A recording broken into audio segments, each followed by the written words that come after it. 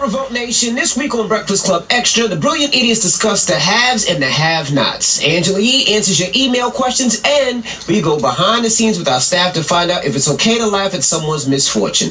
But first, do you clean your chicken before you cook it? Our man Donnell Rawlins, he hits the streets to find out. Let's go!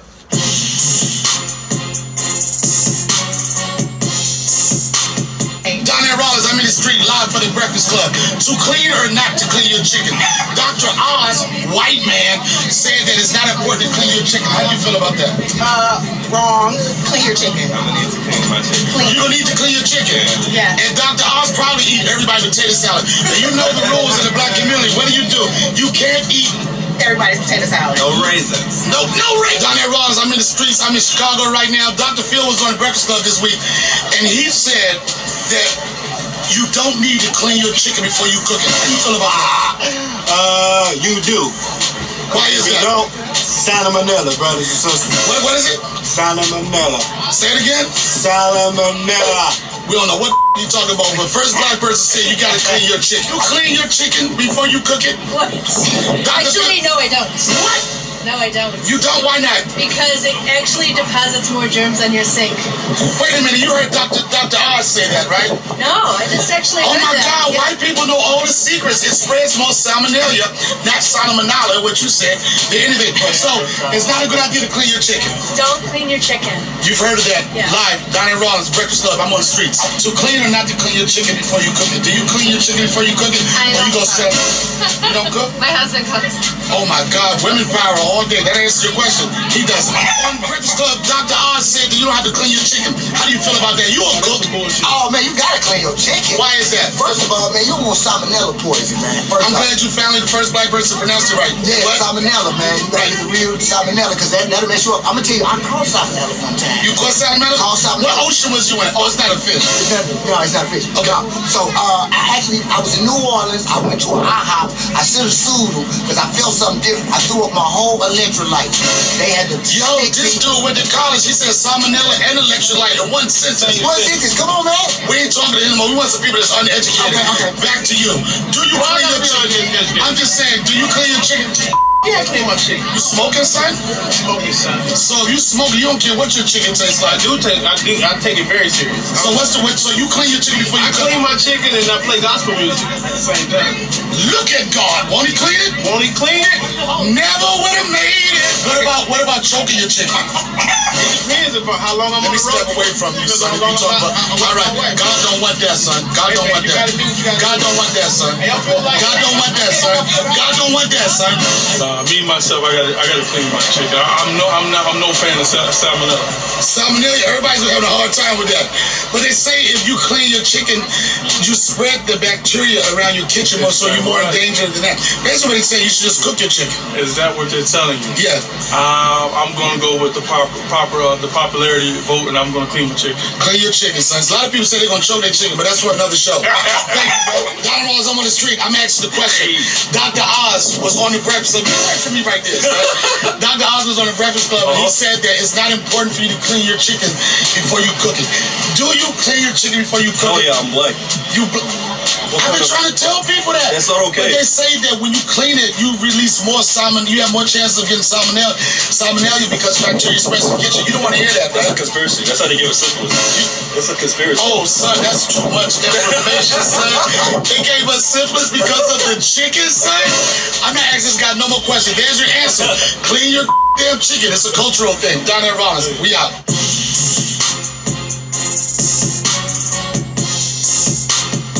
What's up, it's Angela Yee from the Breakfast Club, and it's time for Breakfast Club Extra on Revolt. And this is where you guys get to ask your questions. You can email me, helpmebe@gmail.com. Here's the question. My boyfriend of 2 months keeps gifting me with lavish gifts. I am very appreciative. However, he loves to brag about how much each thing costs as he gives it to me. That bag could pay your rent for a month. Here's the catch. It's all fake as hell. I don't require these lavish gifts. I'm fine with whatever. I don't know how to bring this up. Or should I bring this up? I know it will embarrass him, but I do feel deceived and embarrassed that he tells my friends how real everything is and they know better. Please don't use my real name. All right, Jenny, because that's your fake name. Here's what it is. You said you're embarrassed that he's giving you fake gifts, and he's saying things that are really degrading to you. That bag could pay your rent for a month. I think that you shouldn't be concerned about embarrassing him because he's not concerned about embarrassing you in front of your friends. What you need to do is one of a couple of different things, because what if he doesn't even know that they're fake? Maybe he's getting them from a scammer who's scamming him. Or what if he does know they're fake but doesn't think you know better? Anyway, that's an insult.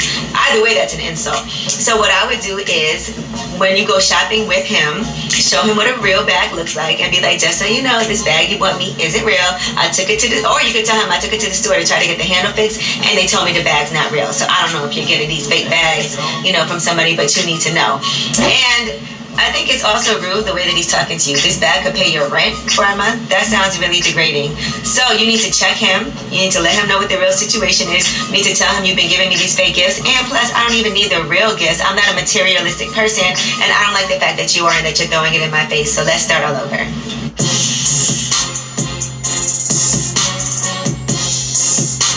I mean, I laugh at all my boys' misfortunes. Like when they get caught by their girls, that's misfortune, right? She can find stuff in his phone that's hilarious. When she find a condom and they call me and say it's mine, it's hilarious. So yes, I laugh. No, it's not okay to laugh at someone else's misfortune because karma's a bitch. Plain and simple. I think that sometimes it is funny to laugh at someone's misfortune, but only if you know that person well. For example, my friend, her foot had gotten swollen because she got stung by like several mosquitoes. So it looked crazy and I laughed, but I made sure that she was okay first. So I think just as long as you make sure the person is okay, you're in the clear. Depends on the severity of it. Like in this case, Kevin Durant getting hurt, that's not funny. This man's career is on the line right now. But when it comes to like someone tripping and falling, busting their ass, that's funny. You can laugh at that. I think it's okay to laugh at someone's misfortune, especially if they did you wrong. It's definitely okay to laugh at theirs and just learn from their mistake, honestly. I'm not going to say it's okay to laugh at them, but if you've done something wrong to me, I'm going to maybe like chuckle a little bit, and then depending how bad the situation is, maybe, but yeah, I guess it's not good. It happened to you. It is not okay to laugh at other people's misfortune, just because the way that I was raised, my father always told me not to pray for people's downfall, but to pray for your success.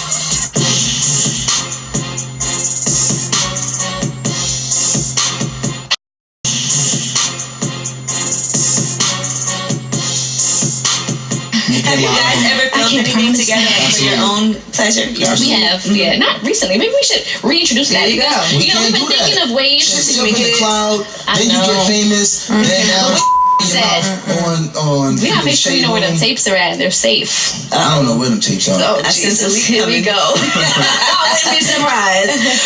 But yeah, we should do that because we've been looking for ways to kind of like, reinvent, spice things up. Like after 17 years with the same person, it's like, bro. Role playing is cute. Putting on the uniform, that's a little role play. I gotta think for that though. He asked me all the time. He was like, you dress up. I'm like, oh. I ask her what she want me to put on. I ask her. I like him in a suit. I like him in an actual suit, though. I ask all of these damn questions. I don't get no answers. I'm glad that we're here. So we can hear this. I've actually thought about sex therapy for us, too. So this actually probably might work. I think this is sex therapy. Yeah. This is sex therapy. We might have to do a touch base. Y'all might have to have this back in a couple months. We're going to give you all homework. I'm with it. You said you like suits. I'll put my suit on tonight. A full suit tie and everything. Three piece. I'll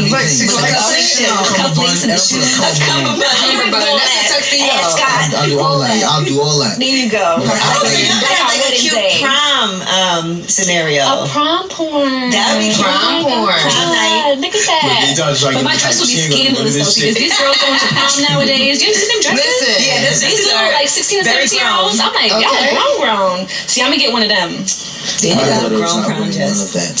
He be talking about this hypothetical daughter we don't have that we not having. So after this prom, you could borrow somebody else. Right. On the way.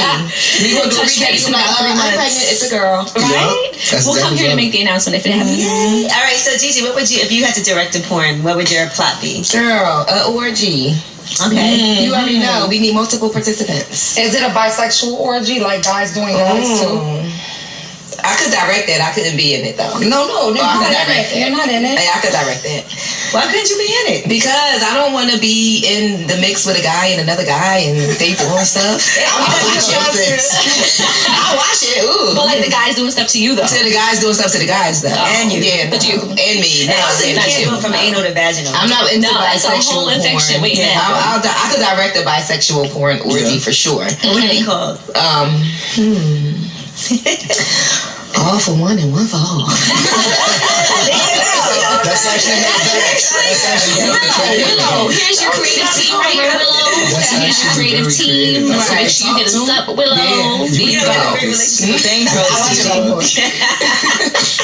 What about you, Steph? So you would do the cheerleader? Yeah, definitely cheerleader with like a bunch of big football players. They're like, yeah, don't worry, babe. We're not tell anybody you were here. We don't want you to get kicked out of school, girl. I've seen that too. You know, it's like my favorite board. She's just like, hey, I'm lost. Where I'm trying to get to class. Like, oh my god. Yeah, the minute she just walked like I'm lost, and they're just like, we can help you. Yeah, she's randomly And lost. that book, she's getting boom everywhere.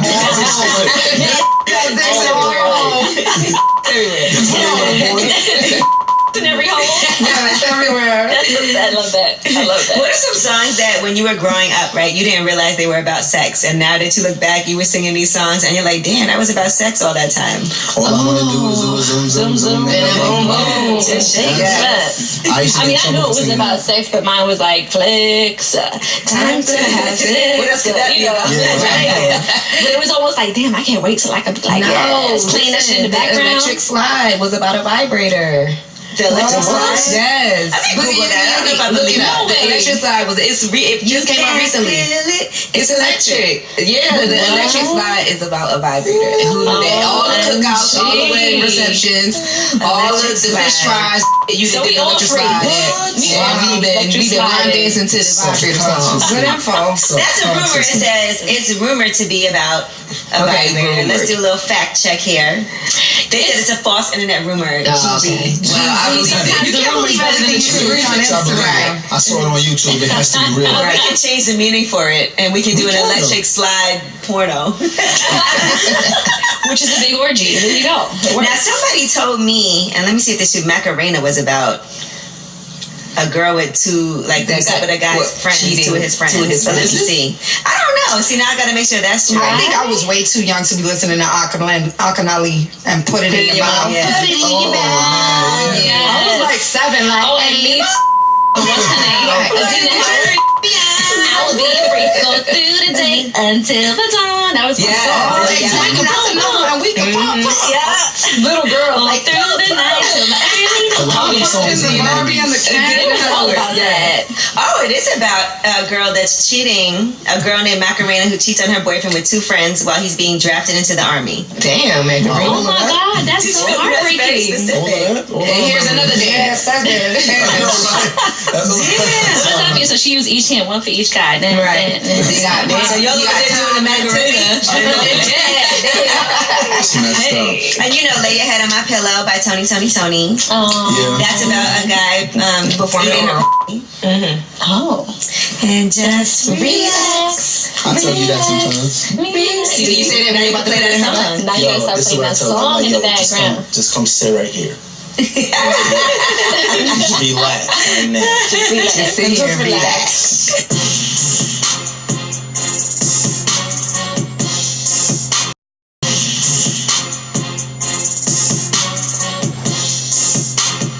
We live in a world where it's just more people that have not have. Like, that's really all it comes down to. It's always been that way, but now it's out in the forefront. Now you can see. Yes, but why are we okay with some people having it? Like that the Drake reference was great, right? Because, excuse me, because Drake has a plane and everybody's like, yo, he made it. He's the man. He's shit. Oh my God, it's amazing. Shoot, Duval got planes. And people think it's the coolest thing in the entire world. The second this pastor, who's literally hopping in that plane, not to go shopping on Rodeo Drive, but hopping to deliver the gospel to a bunch of people who may really need it that Sunday, regardless if you believe it or not, are truly feeling better like you felt better after going. Why can't he get there more efficiently? He travels around the world. I just don't understand it. America. Bishop T.D. Jakes was around the world preaching the gospel. I think some people, what their issue is like, for example, when things happen and your church is supposed to step up, like, you know, in the black community, whenever something goes wrong, let's say you have, like, I learned this because now I'm part of I'm easily the wealthiest person in my family. So what happens is whenever there's an emergency or whenever something happens, I'm the first phone call.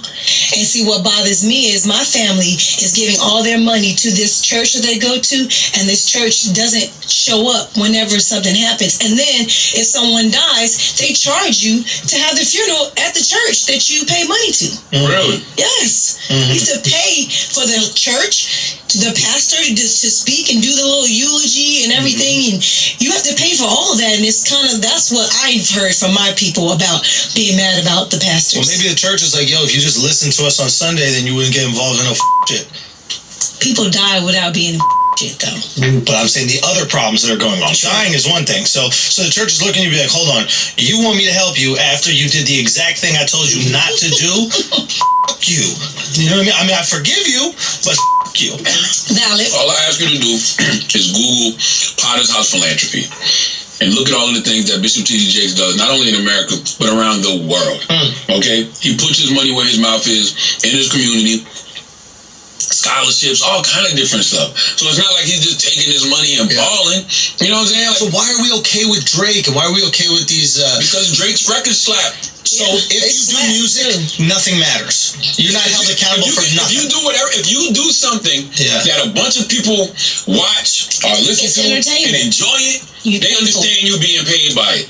Now, if you talk to somebody from the Potter House, they're like, you out your f***ing mind. Bishop T.D. Jakes deserve every dollar. I've been to his show. I've been to one of his concerts. You know what I'm saying? Nobody at Potter House is upset about that play. No, everybody, the people on the outside looking in, like, why he got all of that? Go to his church and find out. And more people are on the inside of Drake than on the inside of T.D. They love Drake. So that's it right there. That's all it is. They love his music. Same reason. Nobody will ever say, well, LeBron got a plane. We've been watching his ball for 17, 18 years. Like, he earned it. But we love this thing with the pastors. There's something about when a pastor has a plane that we love to take him down, you know? God never told anybody to be broke. Huh? God, I don't see where in the Bible does it say be broke. And I'm not saying that being broke is a bad thing. I'm just saying he didn't say it is a bad thing. Everybody should hustle. Right. I don't see the problem. Can I say this? Because I just got into it with somebody, y'all know, I don't know if you know personally, this dude named Pete Rock. Yeah, the rapper. I mean, not a rapper, the He came for me. On Twitter? On Instagram. You know, I got kicked off Twitter. Because I said... Years ago, a couple years, I mean, I got a fake Twitter, but he came for me because I said Drake was the GOAT, was the greatest rapper alive right now, and he like just basically told me I was retarded, crazy, psychopath, and clearly don't know talent. Drake has no skills. What's wrong with you? Then he told me, and then he went on to list a whole bunch of rappers that are better than Drake, and I never heard of quite a few of them. And where's this at? Like, let me go look at this list. On Instagram, I screenshot it. Let me look at this list. And so he was like basically trying to check me, and I was just like, dog, you gotta have better things to do with your life. You can't be getting good if you're over here while I'm trolling people trying to like correct me on my opinion. One of the greatest hip hop producers. I know, and I gave him his respect too. Let me see who you put that. All right, rappers alive that are better than Drake. Kendrick Lamar, yes. J. Cole, no. Dave East, no. Benny the Butcher, I like Benny a lot, but I don't think so. Smoke DZA. See, this is different to Joey Badass, Action Brother. These are different levels of rappers. Like it's a difference. Like Drake can make better melodic songs, and you know, but see, let me see. Nas is a legend. You can't even compare Nas to Drake. Andre 3000 now, and Cassidy. I don't know. You see what I mean? But isn't it subjective? Like, do I not get an opinion on who I think is the greatest? I mean, I think your opinion is incredibly valid, right? Over the last 10 years, who's been on the top of the rap game? And he says that doesn't mean that he's the greatest rapper. Of course. Like, but he's a rapper. It's undeniable he's in the conversation. You have a 10-year reign like Drake, right? Like if you had a 10-year reign in any sport, we would put you in the conversation. Name an athlete that had a 10-year reign within their sport. And to be honest, in rap, there's probably higher turnover than there is in athletics. Yes, so way higher. A 10-year reign in a sport, we would put you in the at least top 5, top 10 conversation. I will say, if you're talking about last year, right? Because I'm comparing it to last year. Last year, I definitely listened to Kendrick Lamar's Damn. I definitely listened to Benny the Butcher's Project more than I listened to Drake's Scorpion album. Did Dan come out last year? That was last year, You right? probably didn't like Scorpion because they had I listened to Victory Lap more last year. Like, there's a lot of rappers I listen to more than Drake. You know what I'm saying? Sure. But Drake's just not my cup of tea. He's mine. And I'm not mad at that. You know, he gives me every mood. I can party with him. I can his music. And I can get in my feelings to his music. Now, I say saying Drake is the best rapper alive is not a bad thing because it's a very debatable thing. You know what I'm saying? It's not like you just pulled somebody out your ass. And that's why he deserves the play. He deserves the play. Well, he got it for free. Whatever. And I'm not mad at that. You know how good you got to be to get something like that for free? Yeah. You got to be the greatest.